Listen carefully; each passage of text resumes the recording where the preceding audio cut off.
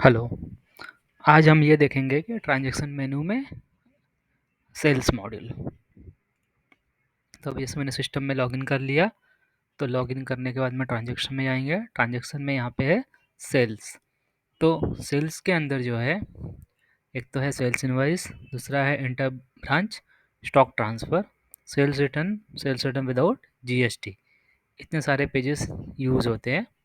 तब इसे sales invoice में जाते हैं पहले। तो सेल्स इनवॉइस में क्या है, किस दिन का एंट्री डेट है। फिर सिस्टम में ऑप्शन है कि मटेरियल कहाँ से निकलने वाला है।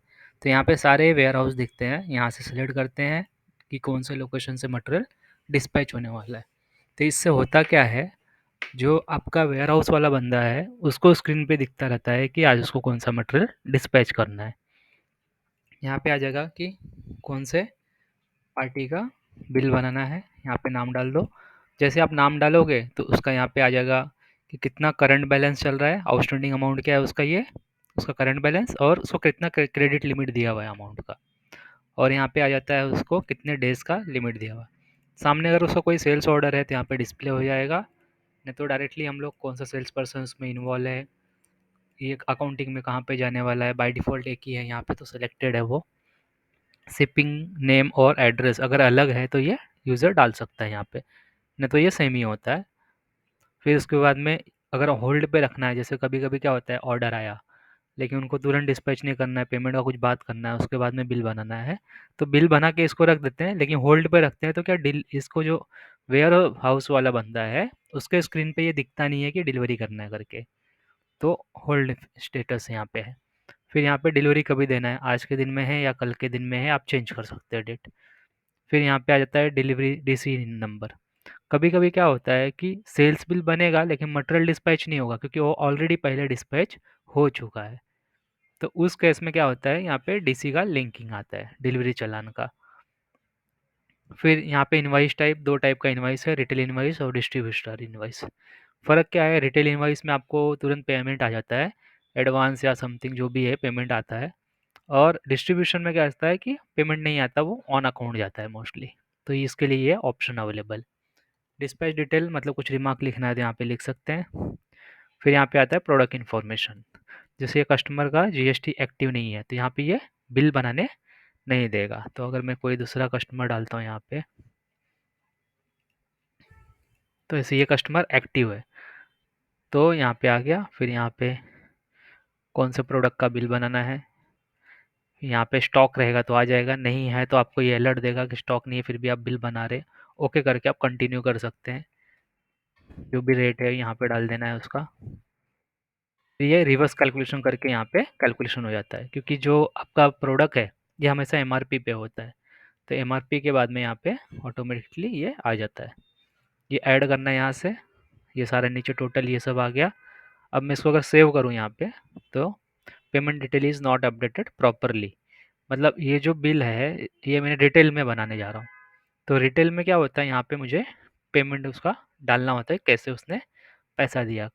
या तो वो बजाज फाइनेंस से बोलते हैं ना, ये फाइनेंस करवाएगा तो यहाँ पे वो डाल सकता है कितना फाइनेंस है, या इमीडिएट देगा कुछ तो यहाँ पे डाल सकते हैं, या कैश ऑन डिलीवरी है तो यहाँ पे आएगा। तो इस हिसाब से ये पेमेंट डालना होता है। तो अगर मैं यहाँ पे बोलता हूँ नहीं ये मेरा डिस्ट्रीब्यूटर है, तो यहाँ पे ये ऑन अकाउंट जाएगा और ये पूछेगा नहीं और ये सेव हो जाएगा।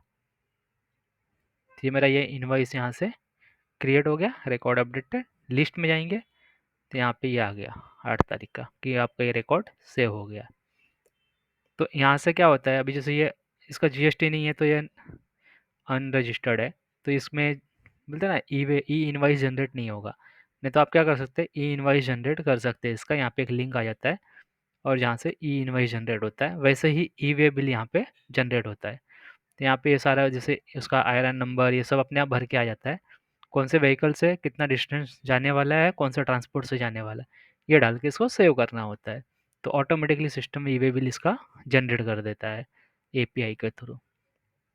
यहाँ से क्लिक करके आप उसका इनवॉइस कॉपी देख सकते हैं। ये इनवॉइस कॉपी आता है, यहाँ पे उसका इमेज आ जाएगा, यहाँ पे उसका एक्नॉलेजमेंट डिटेल आ जाएगा।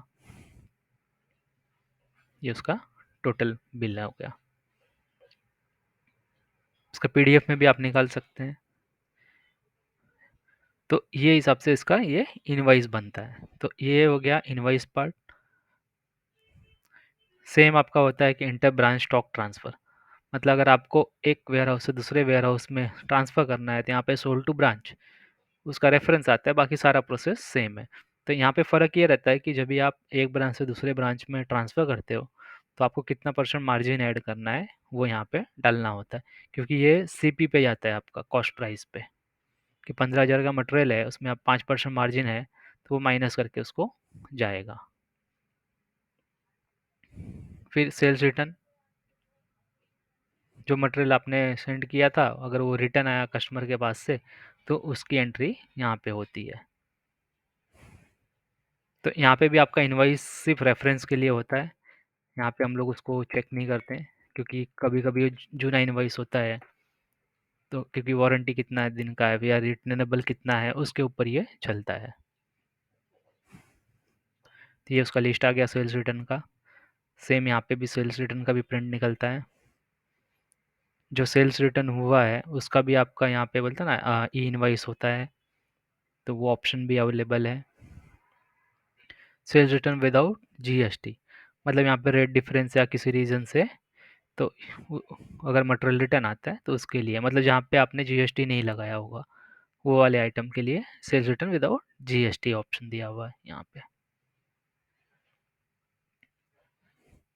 बीटीआर यूज़ नहीं होता ब्रांच ट्रांसफ़र, उसकी जगह पे यूज़ होता है inter branch stock transfer note करके। तो ये हो गया सेल्स मॉड्यूल। ये हो गया आपका डिलीवरी चलान। यहाँ पे डिलीवरी चलान में क्या होता है कि सेम आपका होता है लेकिन यहाँ पे अमाउंट इन्वॉल्व नहीं होता, कितना क्वांटिटी डिस्पैच करना है। तो आपका जो डिलीवरी चालान बनता है, डिलीवरी चालान से यहाँ पे एक तो आप इनवॉइसिंग में यूज़ कर सकते हो या फिर उसका डायरेक्टली आउटवर्ड कर सकते हो। तो यहाँ पे 2 टाइप दिया हुआ है, एक तो रिप्लेसमेंट होता है या नॉर्मल डीसी होता है। रिप्लेसमेंट होता है मतलब कि कस्टमर ने मटेरियल लिया और उसके सामने उसको कुछ प्रॉब्लम आ गया तो सामने उसको दूसरा मटेरियल रिप्लेस करके दे दिया गया। तो उसके लिए ये बनता है। कभी-कभी आपका इनवर्ड हुआ लेकिन आपको वो रिप्लेसमेंट के लिए आपको भेजना है बाहर, तो उसके लिए भी रिप्लेसमेंट होता है वेंडर के पास। तो वेंडर उसके सामने आपको न्यू इनवर्ड देगा।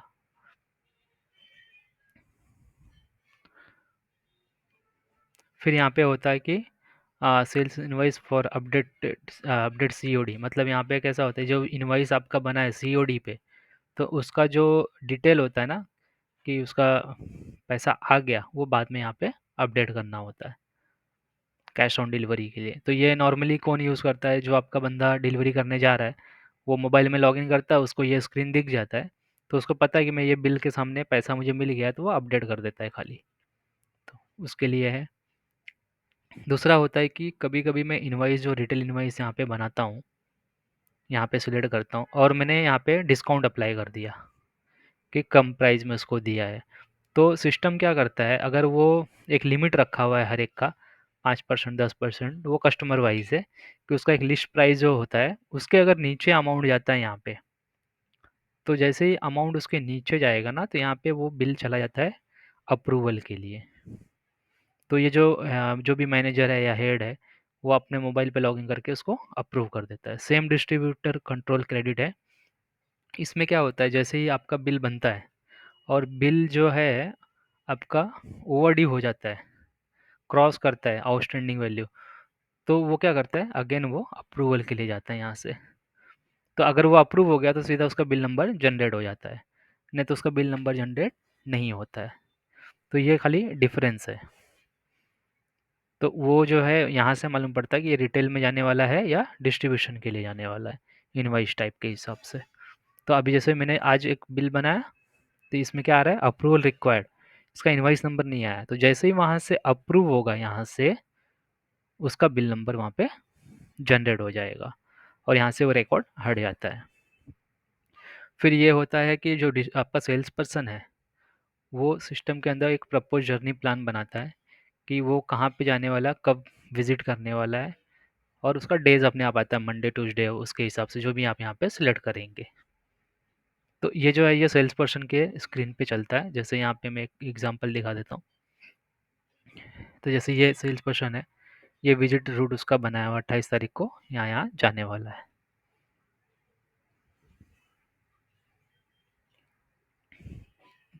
तो ये जो प्लान बनता है ना, फिर वो डैशबोर्ड पे उसके लॉगिन में क्या होता है, यहाँ पे डिस्प्ले होता है कि उसका कहाँ पे आज उसका विजिट है। तो उसको डेटा वहाँ पे दिखता रहता है ऑटोमेटिकली उसके लॉगिन के अंदर। तो ये लॉगिन मैं बाद में दिखा दूंगा कि कैसे दिखता है उसका। फिर सीआरएम होता है, मतलब यहाँ पे कस्टमर को एंट्री होती है, यहाँ पे किस कस्टमर को फॉलोअप करना है, उसका मोबाइल नंबर, किस प्रोडक्ट के लिए। तो ये क्या होता है, कस्टमर कभी कभी वॉकिंग आ जाता है, वो इंक्वायरी करके गया प्रोडक्ट का, उसने बोला 4 दिन के बाद मैं आपको बताऊंगा। यहाँ पे वो डेटा डाल के रखते हैं डैशबोर्ड पे, ये सारा डेटा दिखता है और उसके सामने वो उसको फॉलोअप करते रहते हैं रिमाइंडर डेट के हिसाब से। तो स्टेटस यहाँ पे पेंडिंग है, तब तक फॉलोअप होता है, डन हो गया मतलब क्लोज हो गया। तो इसका फॉलोअप स्क्रीन जो है वो डैशबोर्ड पे आता है यूज़र के हाथ में। तो ये भी हम लोग बाद में डैशबोर्ड पे देख लेंगे एक एग्जांपल लेके। लीव एप्लीकेशन, यहाँ पे जो बंदा नहीं आने वाला, जो भी यूज़र, वो अपना यहाँ पे फ्रॉम टू डेट डाल के और लीव के लिए अप्लाई कर देता है। तो यहाँ पे केयर टेकर होता है कि मतलब कौन इसका बाद में चेक करेगा इसके पीछे, उसका डिटेल अपडेट होता है यहाँ पे। तो जैसे यहाँ पे है ये चैतन्य बैंकर, इसने अप्लाई किया लीव, रीज़न जो भी उसने यहाँ पे डाल दिया, फिर उसका केयर टेकर कौन है, जादव। तो यहाँ से अप्रूव और रिजेक्ट हो सकता है लीव। तो ये ऑप्शन अवेलेबल है। फिर उसके बाद में होता है डीसी क्लोज करने का ऑप्शन। मतलब क्या होता है, यहाँ पे डिलीवरी चलान है, ये डिलीवरी चलान मेरा जो है ऑटोमेटिकली मतलब क्लोज होता है स्टेटस कि यहाँ पे हमने डिलीवरी चलान बना दिया। तो ये डिलीवरी चलान के सामने एक होता है, या तो मटेरियल मेरा डिस्पैच होगा, या तो फिर डेबिट नोट बनेगा या क्रेडिट नोट बनेगा। तो अगर वो नहीं हुआ है और समझो किसी रीज़न से एक प्रोडक्ट का नहीं बनना या गलत एंट्री हो गया है, तो आप यहाँ से क्या कर सकते हैं ना, वो डीसी को यहाँ पे क्लोज कर सकते हो मैनुअली। तो वो ऑप्शन दिया हुआ है कि मेरा डीसी ने कौन सा डीसी क्लोज करना है, कौन सा प्रोडक्ट के लिए, क्योंकि एक डीसी में 4-5 प्रोडक्ट हो सकते हैं। तो कोई एक प्रोडक्ट और किस इनवर्ड के सामने वो क्लोज हो रहा है, तो वो ऑप्शन यहाँ पे अवेलेबल है। यहाँ पे लिस्ट में से वो दिखता है कि मेरा ये डीसी ये डेट का ये प्रोडक्ट का क्लोज हुआ है करके। फिर यहाँ पे सीआरएम डिस्ट्रीब्यूशन कलेक्शन। तो यहाँ से क्या होता है, ये जो सेल्स पर्सन है डिस्ट्रीब्यूशन का, वो अ, हर एक जो भी उसके सिटी उसको असाइन हुई है, वो सिटी का वो डीलर का यहाँ पे वो टारगेट ये करता है कि मुझे कब उससे पैसा मिलने वाला है। तो ये जो एंट्री होती है ना सिस्टम में, ये ऑटोमेटिकली आती है। मतलब सिस्टम क्या करता है, जो भी आउटस्टैंडिंग बिल्स हैं उसके हिसाब से हर एक डिस्ट्रीब्यूटर का उसको फॉलोअप देता है, मतलब डैशबोर्ड पे इंफॉर्मेशन देता है। और वो इंफॉर्मेशन के सामने जो उसका हैंडलिंग ऑफिसर है, वो उससे बात करता है डिस्ट्रीब्यूटर से, और उसके बाद में उसको अपडेट करता है कितना अमाउंट उसने कमिट किया है और कितने दिन में वो देगा। फिर सिस्टम क्या करता है, उसको डैशबोर्ड पे इंफॉर्मेशन डेली बेसिस पे उसको दिखाते रहता है कि आपका ये आ गया है, अभी तक आपने उसको फॉलोअप नहीं किया है। तो वो डेली डेली उसको अपडेट करते रहता है वहाँ पे इंफॉर्मेशन। सेम होता है कि सीआरएम डिस्ट्रीब्यूशन सेल्स, एक तो हो गया कि आपका फॉलोअप होता है पेमेंट का, दूसरा एक होता है कि सेल्स का, कि सर आपने ये आइटम ये आपने इतना बोला था अभी तक लिया नहीं। तो उसके लिए ऐसा दो फॉलोअप स्क्रीन है जो सेल्स पर्सन यूज़ करते हैं। तो लॉजिस्टिक्स तो हमने पहले ही देख लिया था। सर्विस कॉल, सर्विस कॉल में क्या होता है, यहाँ पे कॉल रजिस्टर्ड होता है। तो ये क्या होता है, यहाँ पे दो टाइप के कॉल्स होते हैं।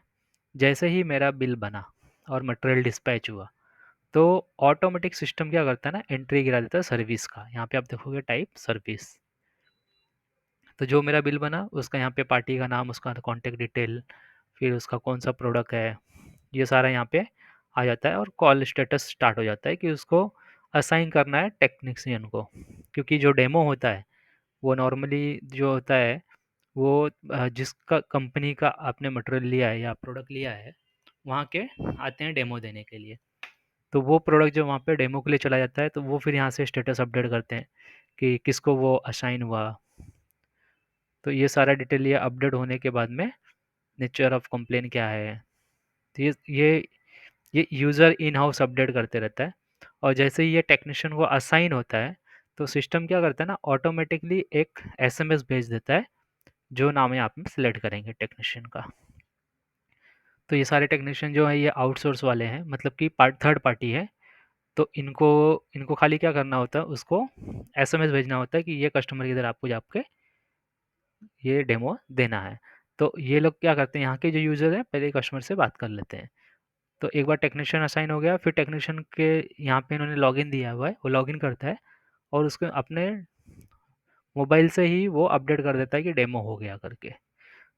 फिर दूसरा होता है कि सर्विस का मतलब होता है कि कोई कंप्लेन आया हुआ है, उस कंप्लेन के सामने या तो रिसॉल्व हुआ कि नहीं हुआ कंप्लेन, वो चीज़ होती है। तो अभी इसके नेक्स्ट वीडियो में हम ये देखेंगे रिपोर्ट सेक्शन। तो अभी के लिए थैंक यू।